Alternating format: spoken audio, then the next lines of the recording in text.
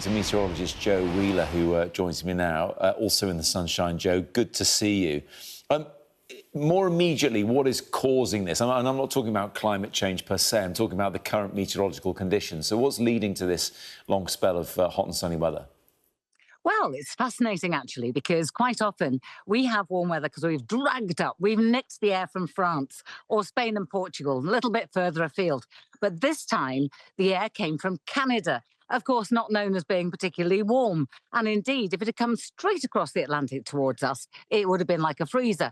But instead, it took its time. And coming across, it was under the influence of high pressure, which compressed the air, squished it. And the air that is sinking also warms up. Now, that warm air is not just across us, it's across much of Europe as well, all seeing really high temperatures. And that's why we've got some warm air.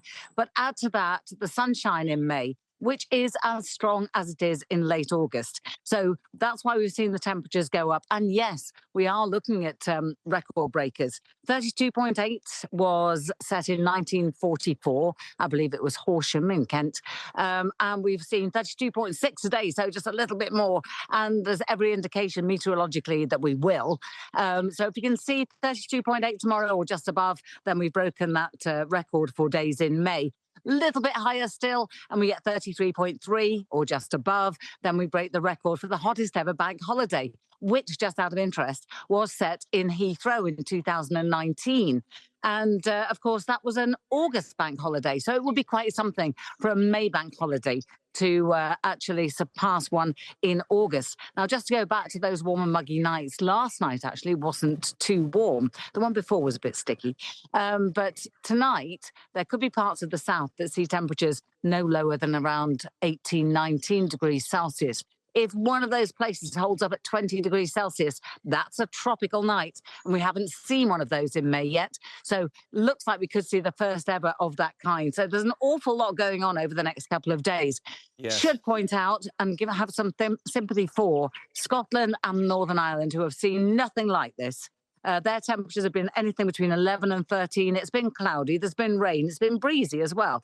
And also popular holiday destinations like West Wales and the southwest, where we've seen this low cloud and sea mist coming in overnight. So chilly underneath that, quite dismal, in fact. And of course, if you were travelling from central parts of the country out towards Wales for your holidays, your heart would be dropping as you took every mile into the gloom. So not for everybody, but certainly where we've seen the sunshine. And I should also point out that as this area of high pressure starts to push its way northwards, it'll kick out the rain and the cloud from Scotland, Northern Ireland, allow them to join in the sunshine and the higher temperatures, but it will also bring in a rather brisker wind to eastern coasts, making it a little cooler there. Sorry, that was a very long answer to a very simple question.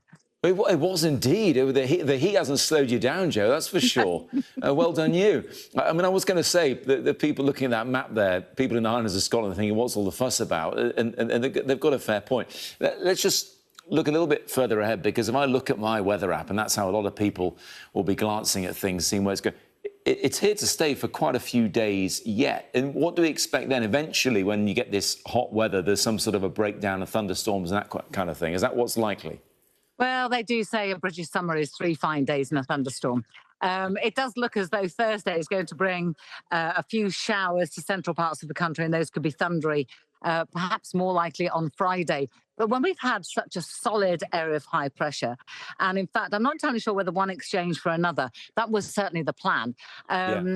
Whether or not we will then revert back to fine conditions. I mean, obviously, the further ahead the forecast, the more unreliable it becomes, because it's subject to so many variations along the way, particularly... How far ahead would normally be fairly reliable? Are we talking 3 or 4 days and then it gets a little bit unpredictable? Yes, it does at the moment. You know, we could see the high pressure come back. We could see a bit of a breakdown in the weather. You know, the longer term at the moment shows a turn to more unsettled conditions and not quite so warm. So, you know, there's a part of me that says, enjoy the fine weather whilst it's here. For me, it's a little bit too hot. That's why I'm in the shade. Very wise, very wise.